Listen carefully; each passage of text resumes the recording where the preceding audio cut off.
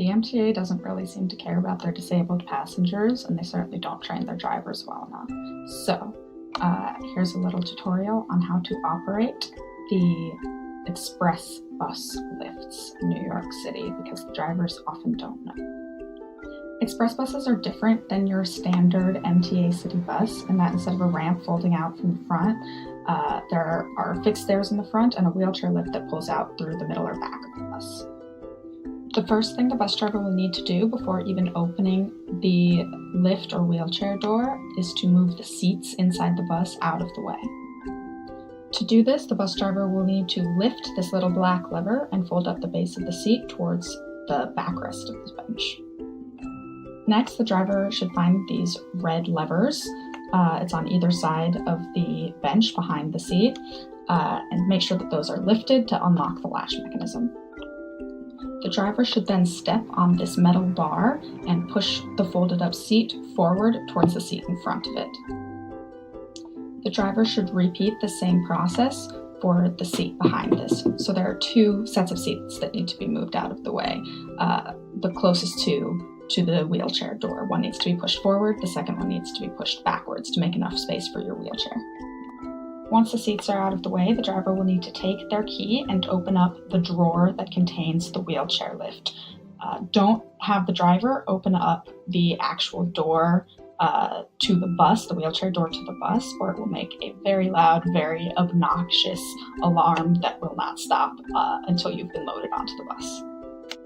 I don't have any photos on the actual express bus of this part of the process, but once they open the drawer, the wheelchair lift will look a lot like this one. This is a lift on a Greyhound bus.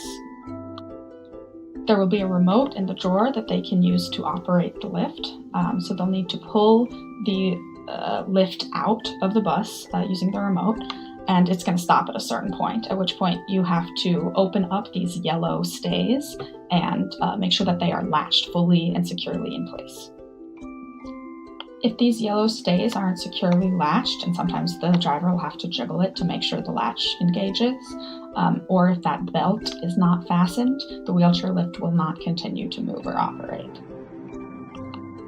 When the driver has fully extended and lowered the ramp, if the outside edge does not lower so that you can wheel your wheelchair on, make sure that this lever on the bottom is depressed. It needs to be sitting on the ground, or it won't let you open that flap. And if the flap still doesn't open, there will be a little knob, I believe on the right side, that you can turn to unlatch it and lower this barrier. Once you are securely on the lift, the driver should raise the lift up to the level of the wheelchair door, and the lift will stop automatically. At that point, they can take the same key that they opened the lift drawer with and open the wheelchair door. The reason they should wait until now is that there will be a very loud alarm, and it will bother yourself and all of the passengers if they open this door too soon.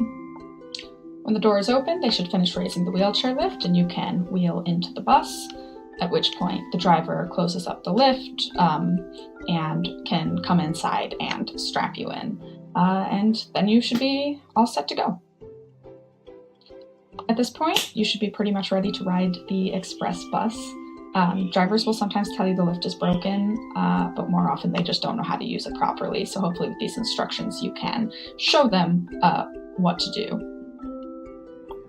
The only other thing is, please remember that this is generally not the driver's fault.